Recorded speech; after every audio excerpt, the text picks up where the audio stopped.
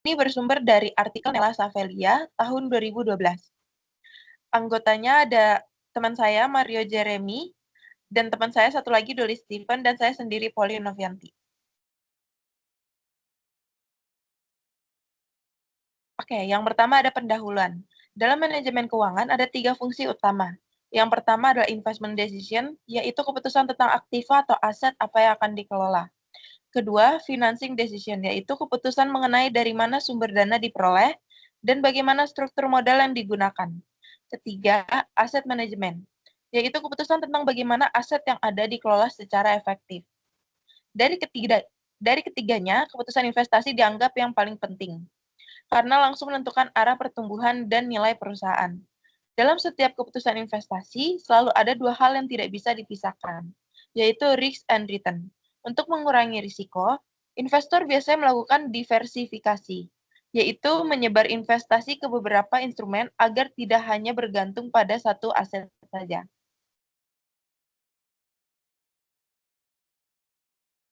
Selanjutnya ada konsep dasar investasi. Investasi dapat didefinisikan sebagai pengeluaran pada masa sekarang untuk memperoleh manfaat yang lebih besar di masa depan. Ada beberapa tujuan orang melakukan investasi, misalnya untuk mendapatkan kehidupan yang lebih layak, melindungi nilai aset dari inflasi, menyiapkan dana pensiun, atau membiayai pengeluaran besar seperti pendidikan dan rumah. Bentuk investasi dapat dibagi menjadi 2. Yang pertama, investasi pada real asset, seperti mendirikan pabrik, hotel, atau perkebunan. Kedua, investasi pada financial asset, seperti membeli saham dan obligasi. Kedua jenis investasi ini memiliki tingkat risiko and return yang berbeda.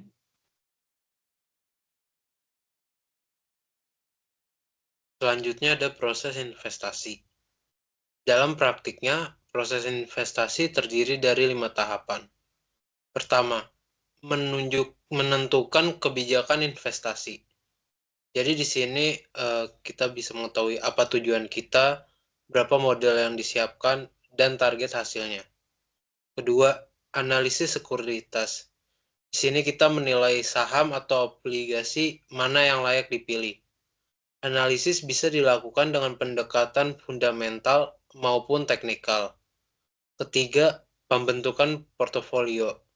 Di sini kita bisa mengalokasikan dana ke berbagai aset agar tidak terfokus pada satu instrumen saja. Keempat, revisi portofolio. Jika kondisi pasar berubah, investor perlu menyesuaikan komposisi asetnya.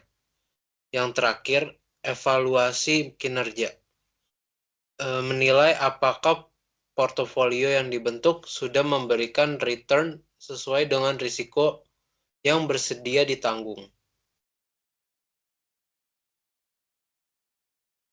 Baik, selanjutnya kita masuk ke dalam bagian analisis portofolio. Pertama-tama, portofolio adalah kumpulan investasi dari berbagai aset. Teori portofolio ini pertama kali diperkenalkan oleh Harry Markowitz pada tahun 1952. Intinya, diversifikasi bisa mengurangi risiko. Risiko dibagi menjadi 2 jenis. Pertama, risiko sistematis, yaitu risiko pasar yang tidak bisa dihindari.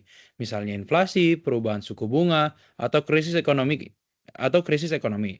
Kedua, risiko tidak sistematis, yaitu risiko yang berasal dari faktor internal perusahaan atau industri tertentu. Risiko ini bisa dikurangi dengan diversifikasi. Kita dapat lihat pada kurva ini, terlihat bahwa semakin banyak jumlah sekuritas dalam portofolio, risiko tidak sistematis akan berkurang. Namun, setelah titik tertentu, risiko tidak bisa turun lagi karena masih ada risiko sistematis yang tidak bisa dihilangkan. Selanjutnya, kita masuk ke dalam dasar keputusan investasi dalam portofolio. Terdapat 3 hal penting dalam dasar keputusan investasi. Pertama, perbedaan antara expected return dan realized return. Expected return adalah hasil yang diharapkan oleh investor, sedangkan realized return adalah hasil nyata yang diterima.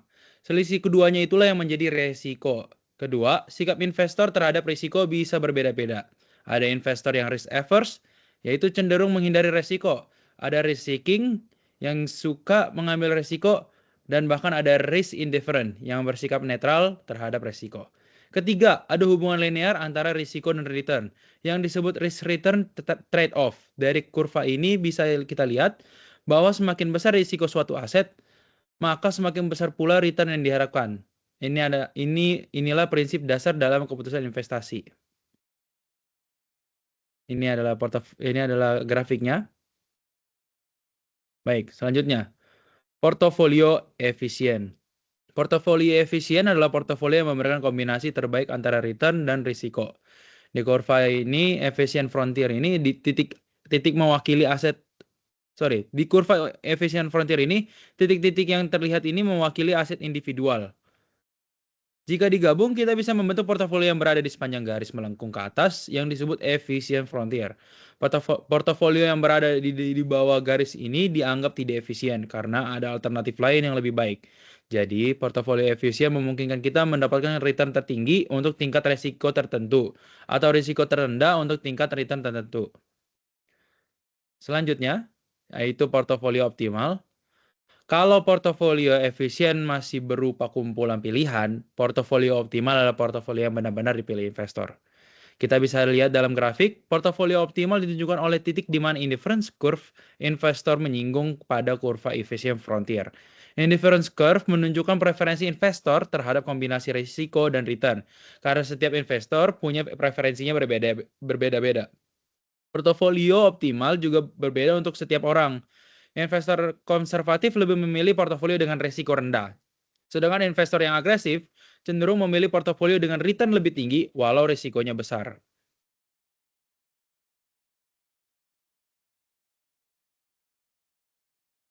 Oke, selanjutnya ada kesimpulan. Dari pembahasan ini bisa disimpulkan beberapa hal. Yang pertama, investasi adalah pengeluaran saat ini untuk memperoleh manfaat di masa depan. Yang kedua, portofolio merupakan kumpulan investasi dari berbagai aset dengan tingkat risiko dan return yang berbeda. Ketiga, dasar keputusan dalam portofolio mencakup expected return, risiko, dan hubungan antara keduanya. Yang terakhir, portofolio efisien dan portofolio optimal adalah kunci untuk mengambil keputusan investasi yang rasional dan menguntungkan.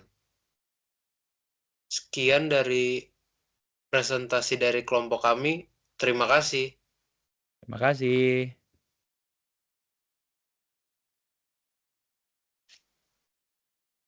Dah.